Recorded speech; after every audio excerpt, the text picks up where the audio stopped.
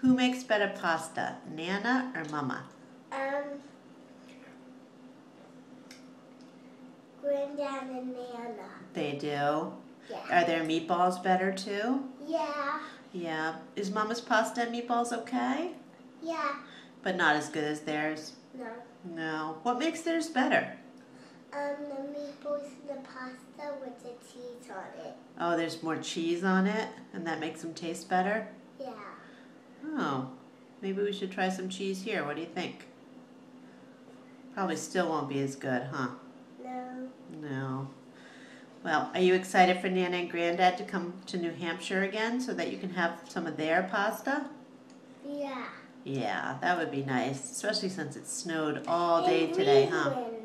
In Greenland, that's right. Are you looking forward to seeing them again?